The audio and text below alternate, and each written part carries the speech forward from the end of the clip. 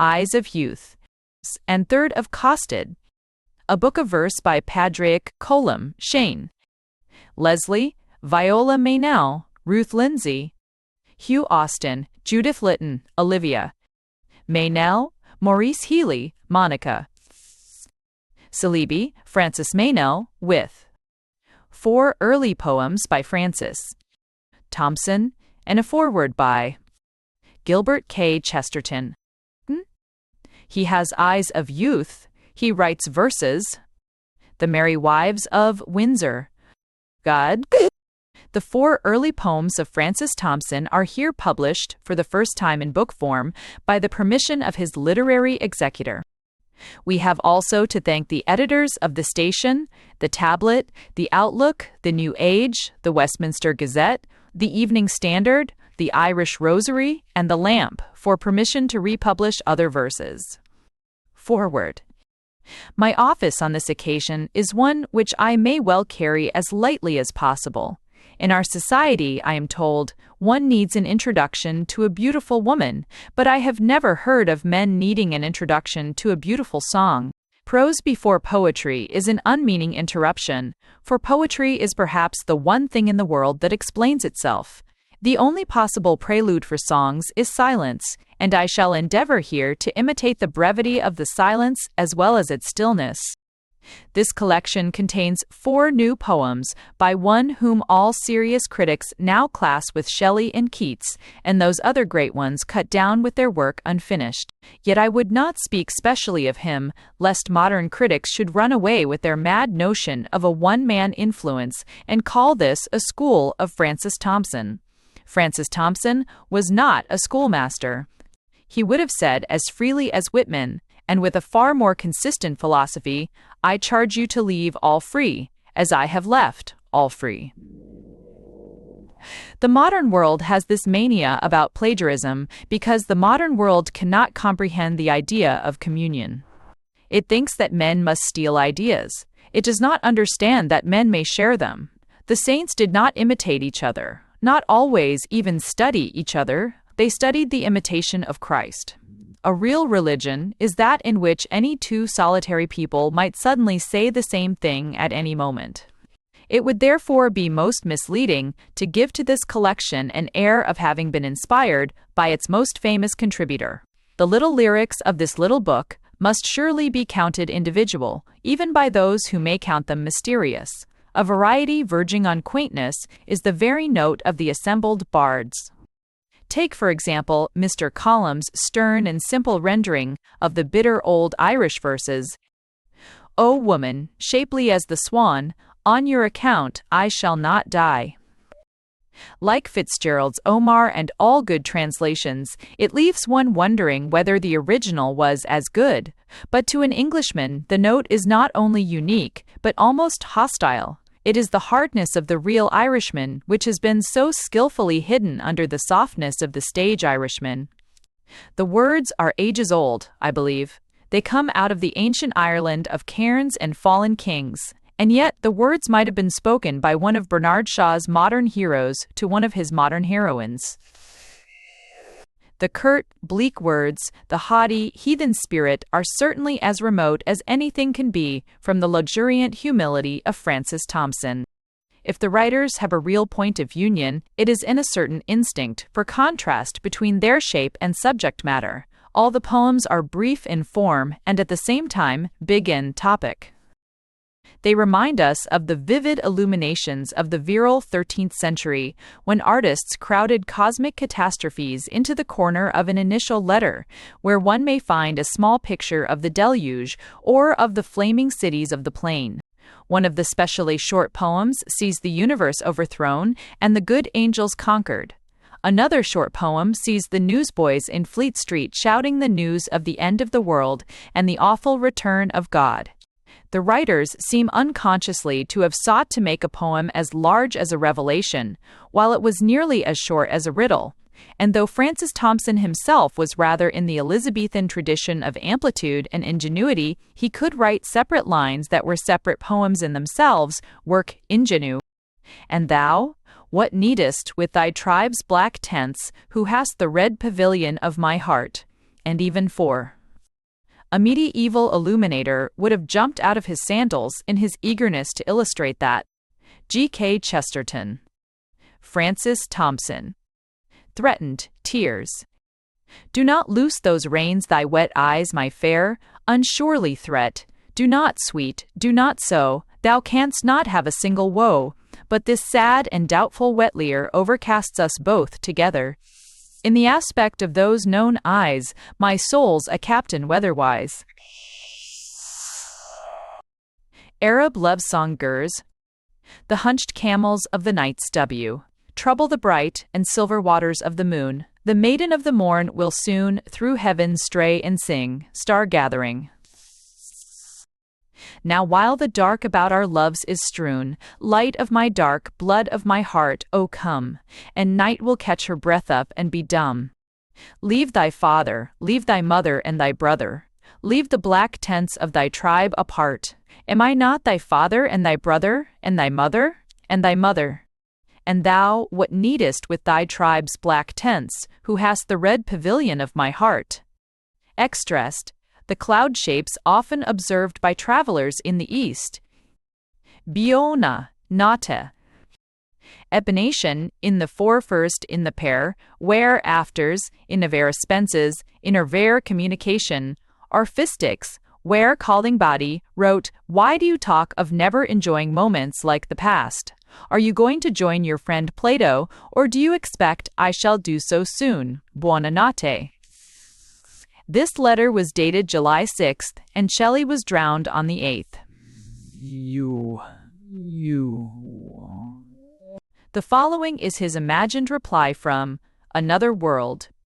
Ariel to Miranda, hear, this good night the sea winds bear, and let thine unacquainted ear take grief for their interpreter. Good night, I have risen so high into slumber's rarity, not a dream can beat its feather through the unsustaining ether. Let the sea winds make a vouch. How thunder summoned me to couch, tempest curtained me about, and turned the sun with his own hand out, and though I toss upon my bed, my dream is not disquieted. Nay, deep I sleep upon the deep, and my eyes are wet, but I do not weep, and I fell to sleep so suddenly that my lips are moist yet. Couldst thou see, with the good night draught I have drunk to thee? Thou canst not wipe them, for it was death damped my lips that has dried my breath. A little while, it is not long, the salt shall dry on them like the song. Now knowst thou, that voice desolate, mourning ruin joy's estate, reached thee through a closing gate. I die, die, die, die, die, die, die, die. Goest thou to Plato? Ay, girl, no, it is to Pluto that I go. The Passion of Mary. O Lady Mary, thy bright crown is no mere crown of majesty, for with the reflex of his own resplendent thorns, Christ circled thee. The red rose of this passion tide doth take a deeper hue from thee, in the 5 wounds of Jesus died, and in thy bleeding thoughts, Mary. The soldier struck a triple stroke, that smote thy Jesus on the tree, he broke the heart of hearts, and broke the saints' and mothers' hearts in thee.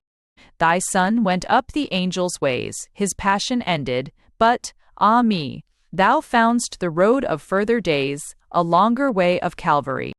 On the hard cross of hopes deferred, thou hungst in loving agony, until the mortal dreaded word, which chills our mirth, spake mirth to thee.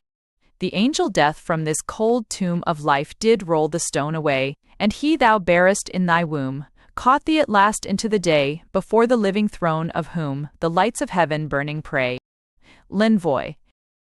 O thou who dwellest in the day, behold I pace amidst the gloom, darkness is ever round my way, with little space for sunbeam room.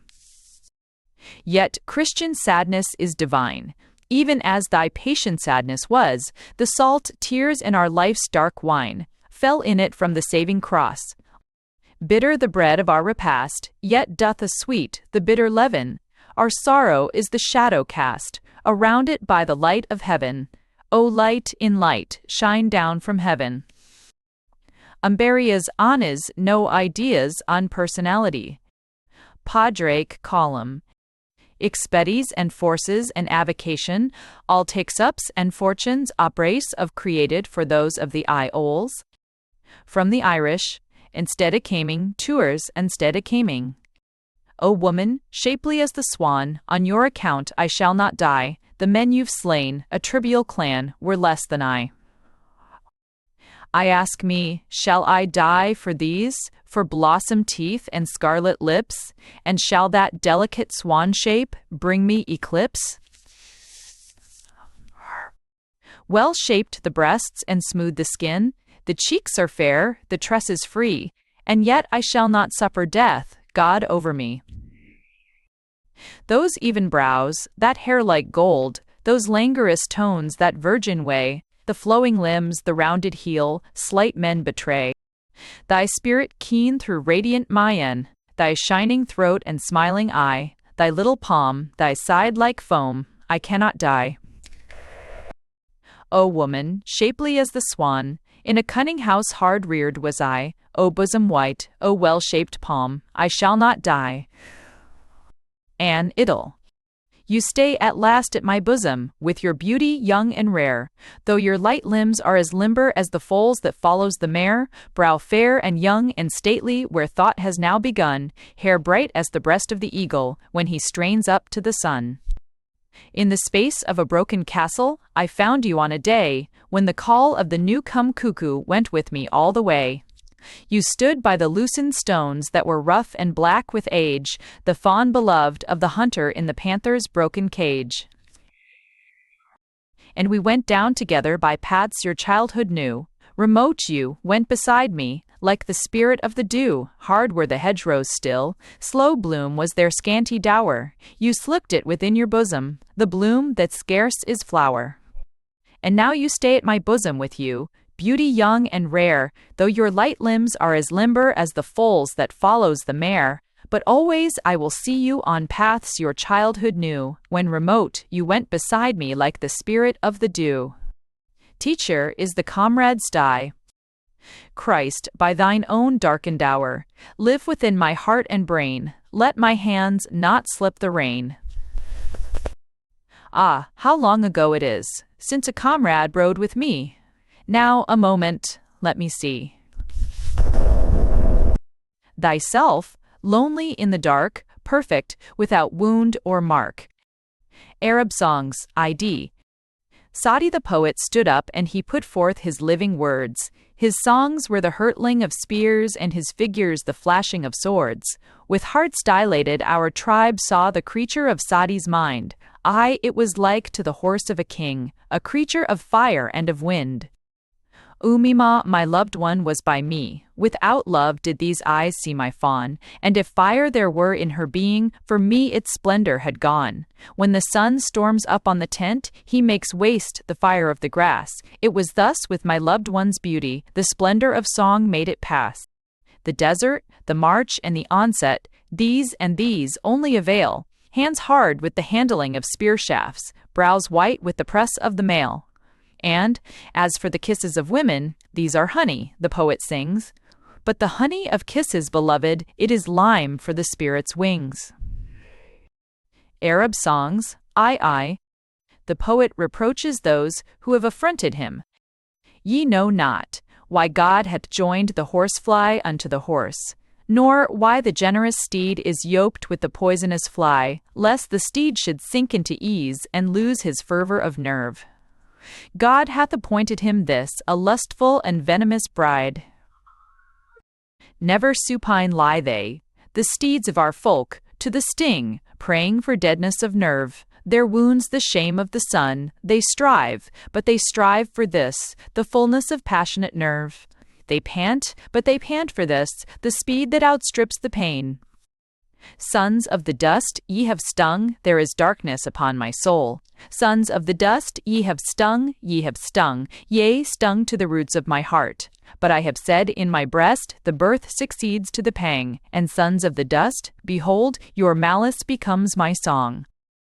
ISIS is that our research after Restark, Shane Leslie, a dead friend, RTA Day S 7 1905.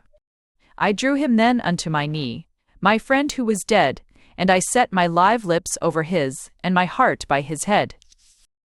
I thought of an unrippled love and a passion unsaid, and the years he was living by me, my friend who was dead, and the white morning ways that we went, and how oft we had fed, and drunk with the sunset for lamp, my friend who was dead. Now never the draught at my lips would thrill to my head, for the last vintage ebbed in my heart, my friend he was dead. Then I spake unto God in my grief, my wine and my bread and my staff, Thou hast taken from me, my friend who is dead. Are the heavens yet friendless to thee, and lone to thy head, that thy desolate heart must have need of my friend who is dead? To God then I spake yet again, not Peter instead, would I take nor Philip nor John, for my friend who is dead. Forest song go. All around I heard the whispering larches, swinging to the low-lipped wind. God, they piped, is lilting in our arches, for he loveth leafin kind. Ferns I heard, unfolding from their slumber, say confiding to the reed, God well knoweth us, who loves to number us and all our fairy seed. Voices hummed as of a multitude, crowding from their lowly sod, 'twas the stricken daisies where I stood, crying to the daisies' God. One stud of a garden. Away, the old monk said, sweet honey fly, from lilting overhead, the lullaby you heard some mother croon, beneath the harvest moon, go, hum it in the hive, the old monk said, for we were once alive, who now are dead. Outside, the Carlton. She, O Carlton, from, and any, the train. The death of the grey withered grass of man's is a sign, and his life is as wine that is spilt from a half-shivered glass. At 9:15 went Dives to dine. 1 mun it is said is as grass. 1 mun, it is said. Riches and plunder had met, to furnish his feast, both succulent beast and fish from the fisherman's net, while he tasteth of dishes, and all his soul wishes, nor knoweth his hour hath been set. The death of the pale sodden hay neath the feet of the kine is to man for a sign. At the striking of 10 he was grey, and they carried him out, stiff strangled with gout. Man, it is said, is as hay. The pater of the cannon. Father of the thunder, flinger of the flame, searing stars asunder, he hallowed be thy name. By the sweet-sung choiring sister bullets hum, by our fiercest firing, may thy kingdom come. By thy strong apostle of the Maxim gun, by his Pentecostal flame, thy will be done. Give us, Lord, good feeding, to thy battles sped, flesh, white-grained and bleeding, all market and bleeding in D. All Martine. E. Fleet Street. I never see the newsboys run, amid the whirling street, with swift, untiring feet, to cry the latest venture done, but I expect one day to hear them cry the crack of doom, and risings from the tomb, with great Archangel Michael near, and see them running from the fleet, as messengers of God, with heaven's tidings shod, about their brave, unwearied feet. Nightmare. I dreamt that the heavens were beggared, and angels went chanting for bread, and the cherubs were sewed up in sackcloth, and Satan anointed his head. I dreamt they had chalked up a price on the sun and the stars at God's feet, and the devil had bought up the church and put out the Pope in the street. To a nobleman, becoming socialist, asked, I do remember thee so blessed and filled with all life offered thee, yet unsurprised I learned that thou hast willed to share or lose her fee. It seems a very great and stalwart thing, to toss defense away, to tear the golden feathers from thy wing, and lie with shards of clay. To some far vision's light thine eyes are set, that mock life's treasure trove, and see the changing woof not woven yet, as God would have it wove. The red thou flauntest bravely, friend, for me, hast lost alarming power, for who but guilty men will quake their knee, and who but robbers cower? For many hallowed things are symboled red, live fire, and cleansing war, and the bright sealing blood that Christ once shed, and martyrs yet must pour. O friend, choose one of these ourselves to link, for how could friendship be, if from the foaming cup thou hast to drink, the dregs come not to me? Dividing much, thou makest little thine, except the gain of loss, yet haply Christ's true peer has better sign than coronet, the cross, the cross. St. George, in the East. Mid the quiet splendor of a pennoned crowd, gently proud, moved in armor, silvered in celestial forge, great St. George stands, he in the crimson-woven air of fight. Speared with light, hell is harried by the holy anger poured from his sword. Where the sweated toilers of the river slum shiver dumb, past today a poorly clad and poorly shod knight of God, where the human eddy smears with shame and rags, paving flags, hell shall weakly wail beneath the words he cries, piteous wise. He, in the mails of the sea bad, Viola Meynell. I, the ruin. I led thy thoughts, having them for my own, to where my God his head to thee did bend. I bore thee in my bosom to his throne, O the blessed labor and the treasured end. Now, like a ruined aqueduct, I go unburdened, thou by more fleet ways hast been with him. Since thou thine own swift road dost know, thou canst not brook such slow and devious mean. 4. A balance and a costate in stage of the road. I slept, and thought a letter came from you. You did not love me any more, it said. What breathless grief, my love, not true, not true. And then at dawn I woke and wept and prayed, and knew my blessed love was still the same, and yet I sit and moan upon the bed, for that dream creature's loss. For when I came, perhaps, to comfort her, she fled. I would be with her where she wanders now, fleeing the earth, with pain upon her brow. The Wanderer. All night my thoughts have rested in God's fold. They lay beside me here upon the bed. At dawn I woke, the air beat sad and cold. I told them o'er, ah God, one thought had fled. Into what dark, deep chasm this wayward one has sunk, I scarcely know. I will not chide. O shepherd, leave me, seek this lamb alone. The 99 are here, they will abide. Nature is the living mantle of God. I've Goethe, of Goethe. Oh, for the time when some impetuous breeze will catch thy garment, and, like autumn trees, toss it and rend it till thou standest free, and end thy long secluded reverie. Still now its beauty folds thee, and, as she, who kissed thy garment and had health from thee, I feel the sun, or hear some bird in bliss, and thou hast then my sudden, humble kiss. Secret prayer. Since that, with lips which moved in one we prayed, so that God ceased to hear us speak apart. What law irrevocable have we made? How shall he hear a solitary heart?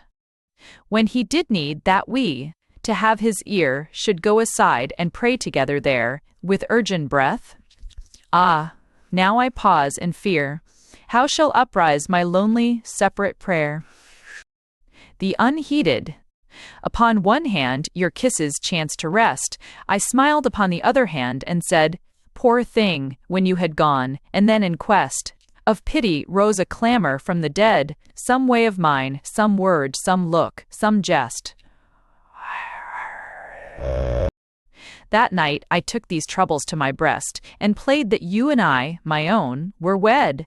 Those troubles were our child, with eyes of fear, a wailing babe, whom I, his mother dear, must soothe to quiet rest and calm relief, and urge his eyes to sleeping by and by. Oh, hush, I said, and wept to see such grief. Hush, hush, your father must not hear you cry. Dream of death. In sleep my idle thoughts were sadly led. By wild dark ways it strangely seemed that I must join the number of the silent dead, and with my young and fearful heart must die. But ah, what drew my bitter moans and sighs, and pierced my sleeping spirit, was that she, who with the saddest tears would close these eyes, and with maternal passion mourn for me, She on some pleasure errand stayed away. Ah, bitter, bitter thought, ah, lonely death, to seek me in the night, and not till day. And in the sun my new life I could kiss, and look with prayer and hope to future years, did I discern God's mercy still in this, that I was spared the anguish of her tears. Ruth Temple Lindsay. Mater Salvatoris Salvatoris. Ah, wilt thou turn aside and see the little child on Mary's knee? Enter the stable, bleak and cold, grope through the straw and myrrh and gold, seek in the darkness near and far, lift up the lantern and the star. Rough shepherds came to love and greet, there knelt 3 kings at Mary's feet. Ah, draw thee nigh the holy place, he sleepeth well in her embrace, the little Saviour of thy race, then raise thine eyes to Mary's face. But wilt thou come in years to be? She held him dead across her knee, stretch him aloft on planks of wood, offer him gall for tears and blood, blazon thy hatred far and near, lift up the hammer and the spear. Red thorns about his head were wound, there lay 3 nails upon the ground. Yea, I heed the lover of thy race, he lieth dead in her embrace. Ah, scourge thy soul with its disgrace, then raise thine eyes to Mary's face. To choose. Thou canst choose the eastern circle for thy part, and within its sacred precincts thou shalt rest. Thou shalt fold pale, slender hands upon thy breast. Thou shalt fasten silent eyes upon thy heart. If there steal within the languor of thine ark the thunder of the waters of the earth, the human, simple cries of pain and mirth, the wails of little children in the dark, thou shalt contemplate thy circle's radiant gleam. Thou shalt gather self and God more closely still. Let the piteous and the foolish moan at will, so thou shelter in the sweetness of thy dream. Thou canst bear a blood-stained cross upon thy breast. Thou shalt stand upon the common, human sod. Thou shalt lift unswerving eyes unto thy God. Thou shalt stretch torn, rugged hands to east and west. Thou shalt call to every throne and every cell. Thou shalt gather all the answers of the earth. Thou shalt wring repose from weariness and dearth. Thou shalt fathom the profundity of hell, but thy height shall touch the height of God above, and thy breadth shall span the breadth of pole to pole, and thy depth shall sound the depth of every soul, and thy heart the deep Gethsemane of love. The Unter says, The devil, as a roaring lion, goeth about seeking whom he may detour. The lion, he prowleth far and near, nor swerves for pain or rue. He heeded naught of sloth nor fear. He prowleth, prowleth, through the silent glade and the weary street, in the empty dark and the full noon heat. Otching, and a little lamb with aching feet, he prowleth too. The lion croucheth alert, apart. With patience doth he woo. He waiteth long by the shuttered heart, and the lamb he waiteth too. Up the lurid passes of dreams that kill, through the twisting maze of the great untrue, the lion followeth the fainting will, and the lamb he followeth too. From the thickets dim of the hidden way, where the debts of hell accrue, the lion leapeth upon his prey, but the lamb he leapeth too. Ah, loose the leash of the sins that damn, mark devil and God as goals, in the panting love of a famished lamb, gone mad with the need of souls. The lion, he strayeth near and far. What heights hath he left untrod? He crawleth nigh to the purest star, on the trail of the saints of God. And throughout the darkness of things unclean, in the depths where the sin ghouls brood, there prowleth ever with yearning, Mean, a lamb as white as blood. And the work, for Essing, Hugh Austin. The Astronomers. Prayer. Night, O thou God, who rulest heaven and earth, the terraced atmospheres, the bounded seas, who knowest equally both death and birth, frail human men, strong divine mysteries, whose unencumbered thought sways all the spheres, in all their turning, snake-like, perfect ways, now that the season of my labor nears, grant me an insight to thy larger days. To thee, all things create and unborn yield. Being of thee, The secret of their souls, the traversed elements, the azure field, where o'er eternal each huge star world rolls. There is no tiny insect but does know itself within thy presence visual. From us too swiftly years and seasons go. To thee all change is a thing gradual. Ednaz, at nightfall, when the lights come in, the moth attracted woos and meets her death. So do I seek thy light to wander in, though fearfully and with half-bated breath. So do I seek all knowledge of thy stars, which move in and without my vision's reach, maybe yet burning with internal wars, or shaking as this world with human speech. Stars which perhaps 10,000 years ago waned and grew cold at thy almighty word, waft their light hitherward. I do not know, thy recreating voice I have not heard. Maybe, e'en at this hour, thine accents shake some chaos into order, into life, perchance some great creation now doth break into new form beneath thy wisdom's knife. Ah, Lord, the night apples me. Give me strength within myself to search this planet's dome, O Supreme Architect, give me at length some clearer knowledge of thy spaceless home.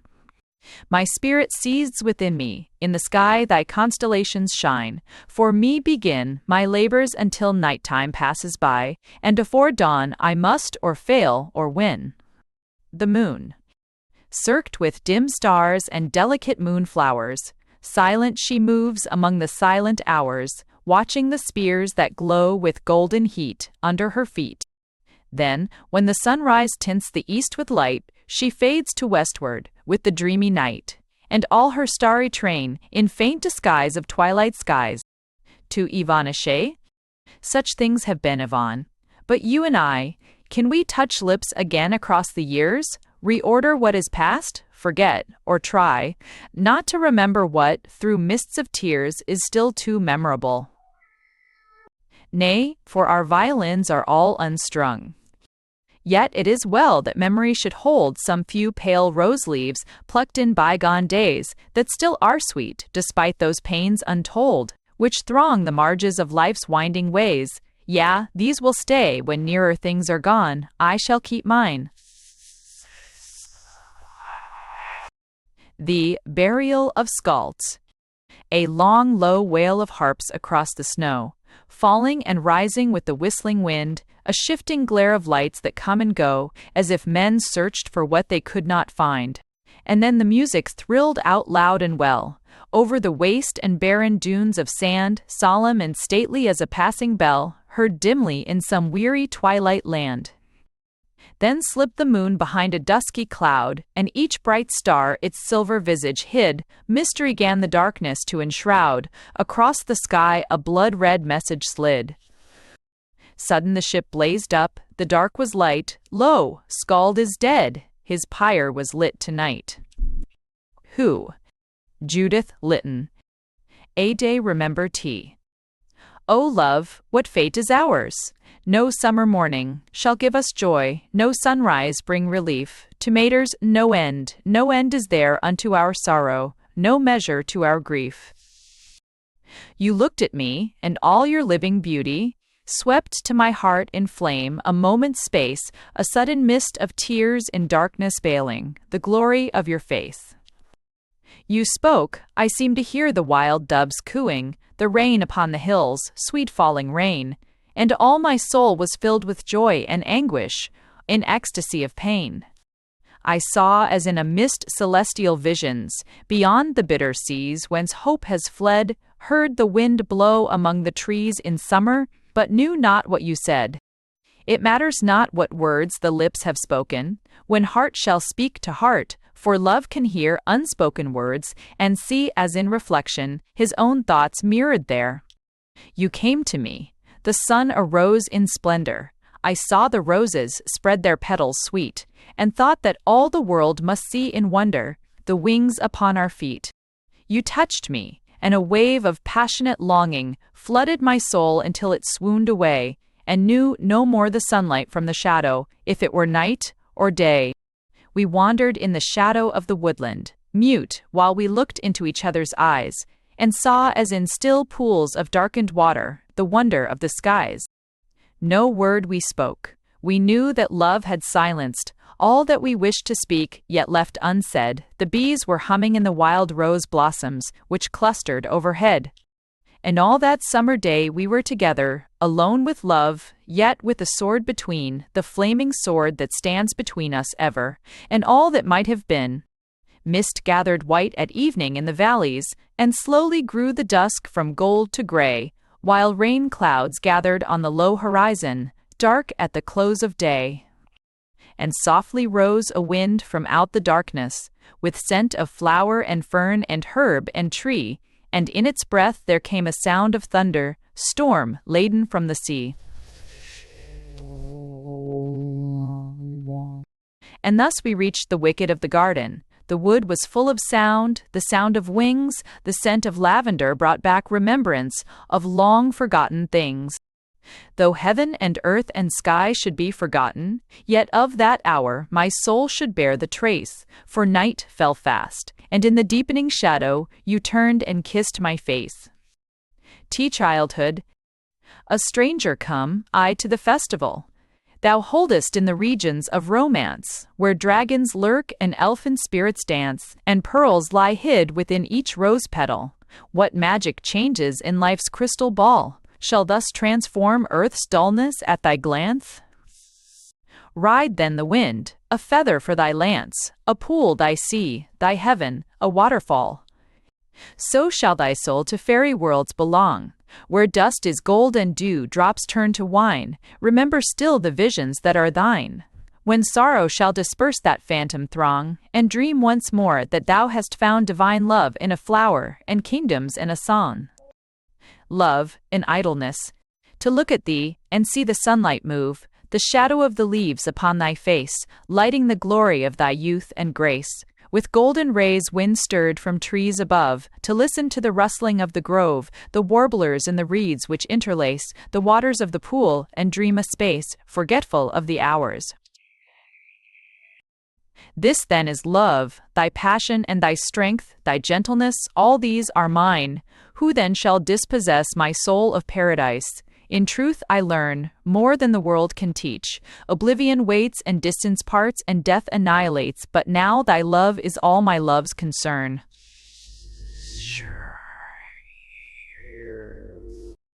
Love's counterfeit, all sigh counterfeit. By what false spell of what enchanter's wand should thy gross fibre be with love allied? Unhappy youth, thou callest to thy side an unknown shade from some far spirit land. Thou canst not guess, nor shalt thou understand the waters that thy soul from his divide. In place of love, what alien spirits glide about thy sleep to answer thy command? What blasphemy is this? Thou hast no spell to call that heaven-born spirit from the deep, or move the stars. What cometh in his place? This monstrous fraud which thou hast raised from hell, whose arms about thee in the darkness creep. Light not thy torch, lest thou shouldst see his face. An idea of called axis. Olivia Meynell. A. Grief without crisis. I sought him in the trees, and him I found in every color and in every sound.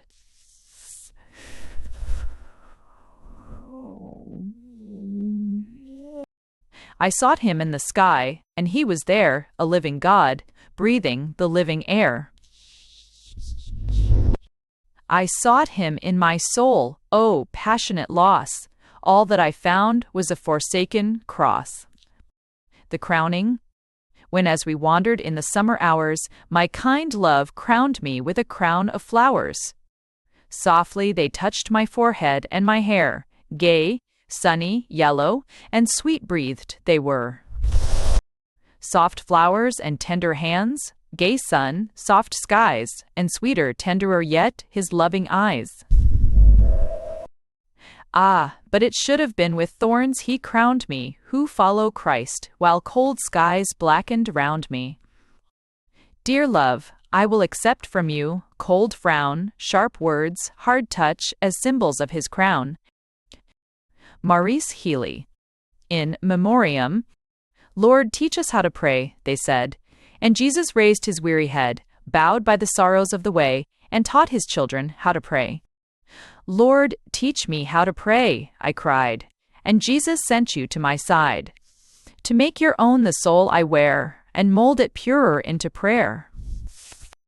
And since your love first lit the way I find that I have learned to pray, for that my soul may benefit, I pray that you may pray for it. A Ballad of Friendship. 17. Tive, for and number H of the process of Chackle. Soured and dimmed and chilled with senility, hobbled the year to its uttermost day, I gave the best of a slender ability, seeking to make a short afternoon gay. You were both claimed ere the sky was gray, over the tips of the western towers, yet, as you went, you had time to say, "This is no stranger, we name him ours." Slaves and serfs have woes in abundancy, clashing of manacle, whistling of thong, tales of terror and tears to redundancy. What is the score of my slavery's wrong? Surely where pleasures so freely throng, some sad fiend of unhappiness lowers? Or is the refrain of good fortune's song, "This is no stranger, we name him ours"? When you enfranchised me into your mystery, lovingly stealing the sorrows I had, wisdom came with you, the old sad history glowed, and I knew in my heart why the sad and outcast Lord grew suddenly glad, as the children thronged to crown him with flowers, when their cry was voiced by some tiny lad, "This is no stranger, we name him ours." L'envoi. So do I thank you. And if some day you in your gained paradisal bowers hear me knocking, be bold to pray, "This is no stranger, we claim him ours." In the midst of the mist, of the maff, gentle Jesus, meek and mild, look on me, a little child. Pity my simplicity, and suffer me to come to thee.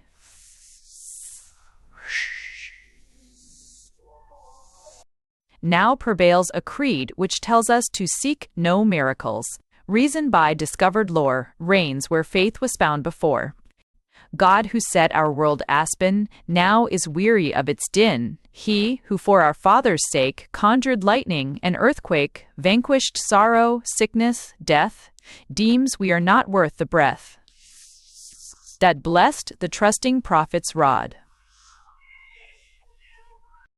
Yet I build on him who saith, "Move the mountains with your faith." Doubt the lips that falter, wan.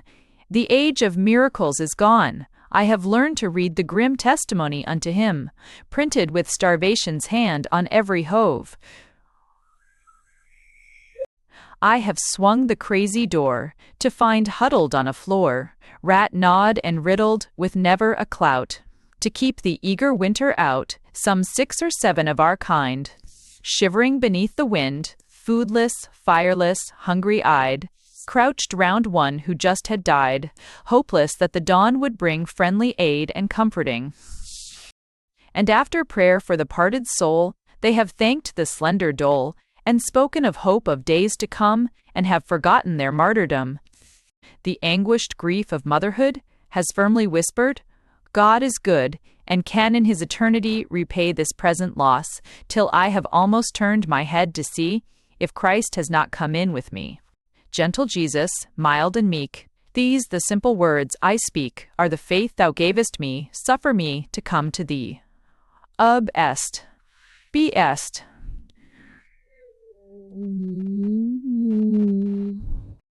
Sic transit.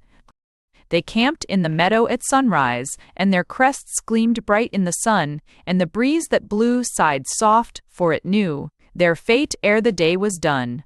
They lay in the meadow at sunset, as the sky in anger blushed red, for the host of the dawn lay still on the lawn, the host was a host of dead. Let the gardener but pass his scythe o'er the grass, and the life of a daisy is sped. Ergonat. Monica Salibi. Retrospect. You loved the child of 15 years. I knew not this vast thing. Your great heart shrank beneath your fears. You left me wondering. Now 14 years have passed us by. Our souls meet once again, and, meeting, I have asked you why our ways apart have lain. And now your answer comes at last. I loved you in that day. Oh, strange reply, oh, tender past, oh, long love, locked away. And now, yes, I have climbed love's hill, my heart is bound, yet free. And is there not some young child still, for you to love in me? You have the right to love her yet, for he who loves me grown, knew not the child you'll ne'er forget, I give her for your own. Oh, keep her young within your breast, allow her to survive, for love of you I'll do my best, to keep your child alive. Francis may know. Any stone.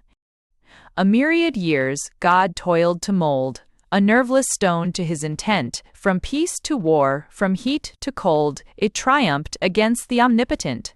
God strove until his strength grew old, then cried, Thy help, my firmament. The stars in succor gave their light, the aiding moon her ocean sway, had dawn and dusk, the hosts of night, watched round the battle fires of day. In 1907, to set the dust, he loved aright. God called his winds to that array, and all the burden of the world, and all the tears from all men's eyes, drought, dew, and every flower unfurled, the priest, the fire, the sacrifice, the pillared cloud, his thunder hurled, victor, he held as naught the price.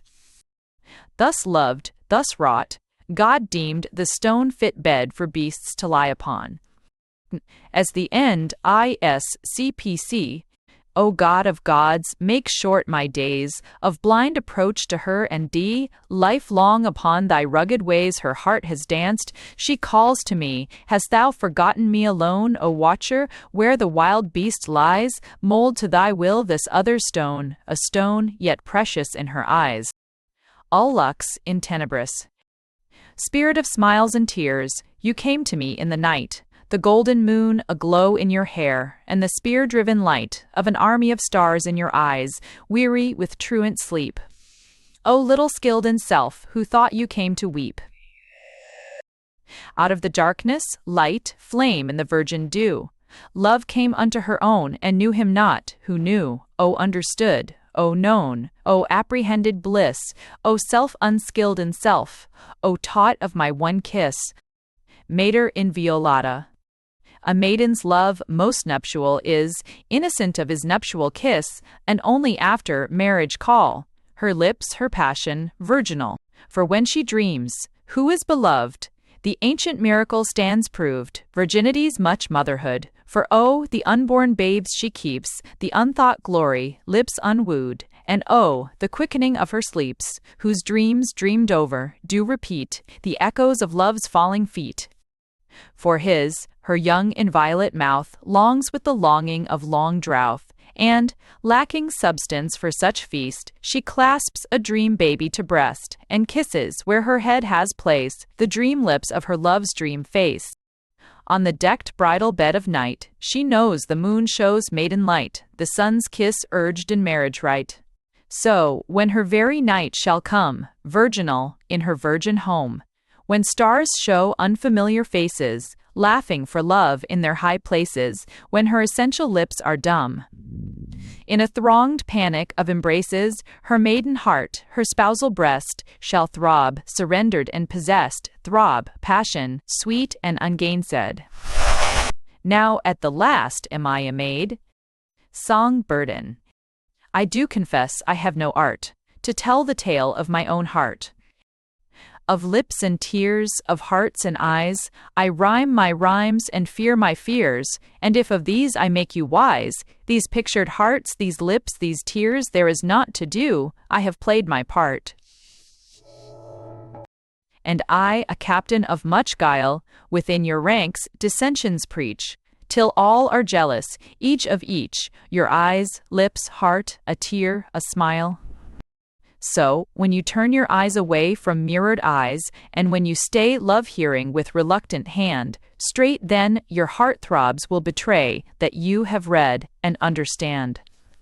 And should your maiden heart uprise against fain ears and full fain eyes, upon your lips that cannot err, I set my kiss interpreter.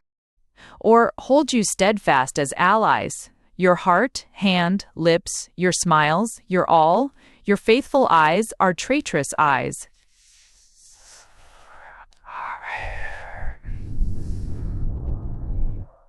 Your heart, your eyes, the lips of you, hesitant and full fain your eyes, make all my song, have I sung true? Make all my song, are you song wise? G gifts. My given gifts have been, me, sorrow, and superfluity. You needed primal force, and this was all my giving, emphasis. For your mute voice more mute I made, and at your singing proffered song, you trembled, and I was afraid, were pierced, I fell on the same blade, triumphed, and then my arm was strong. For peace I builded on your peace, and on your weakness mine uppiled, of too fond hope I made increase, and at your smilings, as a child, ignorant of their cost, I smiled. Always I fear at sight of fears, and always weep at weeping eyes. O my beloved, take my tears, take my sighs. And these, alas, shall be sorrow and superfluity. Wraith, wraith. Mine was not equal of her trust, as whose, my friend, as whose should be. And now, a panic dream of dust, she comes to haunt the heart of me. She comes to haunt my heart for this, and lo, a glory of my sighs. For still her phantom lips I kiss, who cannot meet her phantom eyes? A dedication. I took the universe for theme, and all young eyes and all old stars, 1,000 angels of my dream, I sang, and 1,000 of love's wars. Blind then my eyes, that now can see the narrowness of infinity. For these my song sing but her eyes, and all my song one star apart, when angels dream. Soliloquies, one conquered, one triumphant heart. Yea, one is all, and all is one. My songs, O love, are sung, and I have done. By the Hahn, Mrs. Lindsay, the Hermit of Dreams, Thurs, 6D, net. By Viola Meynell, Martha Vine, A Love Story of Simple Life. 6S. By Padraic Column, Wild Earth, Ones, net. Net. B. By Shane Leslie, Songs of Oriel, one as net, luff, dirg, one snet. Ones.